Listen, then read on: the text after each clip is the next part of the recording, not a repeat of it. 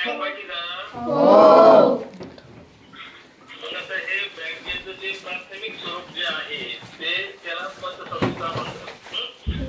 म्हणजे बँक जे काम करते तेच काम पतसंस्था करते. फक्त बँक तुम्हाला ग्राहकांना चेक देते, पतसंस्था चेक देत नाही, एवढाच फरक आहे. बाकी ऑलमोस्ट आणि 90 ते 95% काम पतसंस्था आणि बँकांचं एकच काम आहे. तर आता तुम्ही एक सांगा की तुमच्याकडे तुमच्या घरी असलेले पैसे तुम्ही लोक कुठे ठेवता? कुठे ठेवतो सांगा ना. बँकेत ठेवता की नाही? तर ते पैसे बँकेतच ठेवायचे असतात. घरी ठेवले तर घरी चोर येऊन तुमच्या घरच्यांना कुटू शकतात. मग पैसे कुठे ठेवायचे? बँकेत. लक्षात ठेवा. सगळ्यात महत्वाचा सुरक्षेचा मंत्र तो आहे की आपले पैसे बँकेत असायला हवे. घरी किती पैसे ठेवायचे कोणी सांगू शकेल का? किती ठेवायचे की नाही? काहीच नाही ठेवायचे. घरी ठेवायचे, किती पण ठेवायचे? लॉकरमध्ये ठेवायचे. किती ठेवायचे विचारतात ते.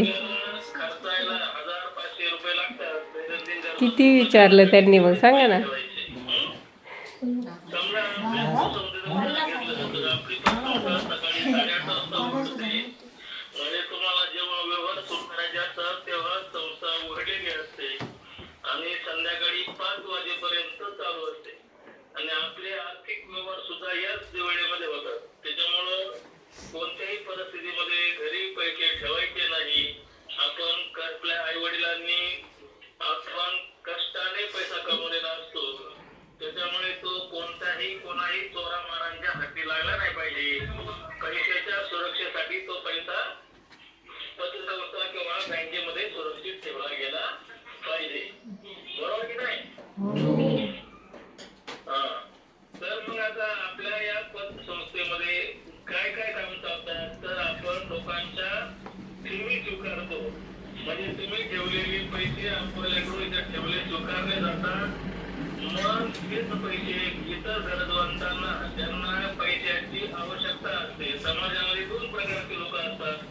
ज्यांच्याकडे भरपूर पैसे असतात त्यांना दुसऱ्या कशाची गरज नसते आणि दुसरा वर्ग असा असतो की त्यांना उद्योग व्यवसाय करण्यासाठी, दैनंदिन गरजा भागवण्यासाठी, डॉक्टरसाठी किंवा शेतीच्या इतर कामासाठी पैशाची आवश्यकता असते आणि मग त्यांना ते आवश्यक असलेलं कर्ज म्हणजे जी रक्कम आहे ती आपण पतसंस्था किंवा बँकांमधून कर्जाच्या स्वरूपामध्ये देतो. कशाच्या स्वरूपामध्ये देतो?